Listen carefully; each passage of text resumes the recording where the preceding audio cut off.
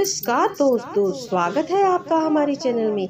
आज आपके समझ सत्यवादी महाराज हरिश्चंद्र की कथा आपकी समझ प्रस्तुत कर रही हूँ। सूर्य वंश में त्रिशंकु बड़े प्रसिद्ध राजा हुआ करते थे। उनके पुत्र हुए महाराजा हरिश्चंद्र। महाराजा प्रसिद्ध और सत्यवादी धर्मात्मा थे कि उनकी कृति देवताओं के राजा इंद्र को भी ईर्ष्या होने लगी। इंद्र ने महर्षि विश्वामित्र को हरिश्चंद्र की परीक्षा लेने के लिए उस्काया।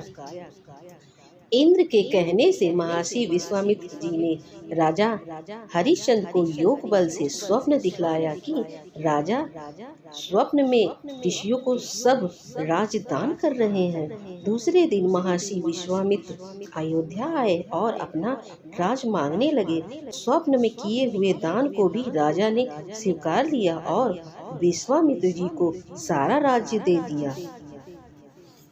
महाराजा हरिश्चंद्र पृथ्वी भर के सम्राट थे। अपना पूरा राज्य उन्होंने दान कर दिया। अब दान हुई भूमि में रहना उचित ना समझकर स्त्री तथा पुत्र के साथ वे काशी आ गए, क्योंकि पुराणों में यह वर्णन है कि काशी भगवान शंकर की त्रिशूल पर बसी है। अतः वह पृथ्वी पर होने पर भी पृथ्वी से अलग मानी जाती है।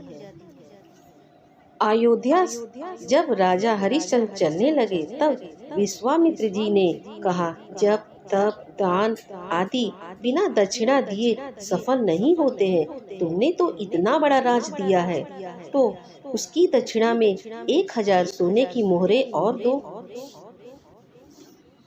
राजा हरिश्चंद्र के पास अब धन कहाँ था। राजदान के साथ राज्य का सब धन तो दान में ही चला। किसी को दक्षिणा देने के लिए 1 महीने का समय लेकर वे काशी आए। काशी में उन्होंने अपनी पत्नी रानी सभ्या को एक ब्राह्मण के हाथ बेच दिया। राजकुमार रोहित बहुत ही छोटा बालक था। प्रार्थना करने पे ब्राह्मण ने उसे अपनी माता के साथ रहने की आज्ञा दे दी। स्वयं अपने को राजा हरिश्चंद्र ने एक चंडाल के हाथ बेच दिया और इस प्रकार ऋषि विश्वामित्र को 1000 मोहरें दक्षिणा मिल दी। महारानी सभ्या अब ब्राह्मण घर में दासी का काम करने लगी। चंडाल के सेवक होकर राजा हरिश्चंद्र शमशान घाट की चौकीदारी करने लगे। वह जो मुर्दे जलाने को लाए जाते उनसे कार लेकर तब उन्हें जलाने देने का काम चंडाल ने उन्हें सौंपा था। एक दिन राजकुमार रोहित ब्राह्मण की पूजा के लिए फूल चुन रहा था। उसे सांप ने काट लिया। सांप का विष झटपट फैल गया और रोहित मरकर भूमि पर गिर पड़ा।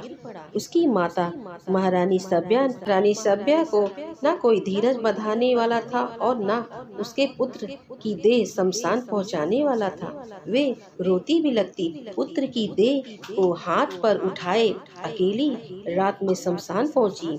वे पुत्र की देह को जलाने जा रही थी कि हरिश्चंद्र वहां आ गए और मरघट का कार मांगने लगे। बेचारी रानी के पास तो पुत्र की देह ढकने का कफन तक नहीं था। उन्होंने राजा को स्वर से पहचान लिया और गिड़गिड़ाकर कहने लगी, महाराज, यह तो आपका ही पुत्र मरा पड़ा है। मेरे पास कार देने के लिए कुछ भी नहीं। हरिश्चंद्र को बड़ा दुख हुआ, किंतु वे अपने धर्म पर स्थिर बने रहे। उन्होंने कहा, रानी, मैं यहाँ चंडाल का सेवक हूँ। मेरे स्वामी ने मुझ पर कह रखा है कि बिना कार दिए कोई यहाँ मुर्दा न जलाने पाए। मैं अपने धर्म को नहीं छोड़ सकता। तुम मुझे कुछ देकर तब पुत्र की देह जलाओ। रानी फूट फूट कर रोने लगी और बोली, मेरे पास तो यही एक साड़ी है जिसे मैं पहनी हूँ। आप इसी में से आधा ले लो।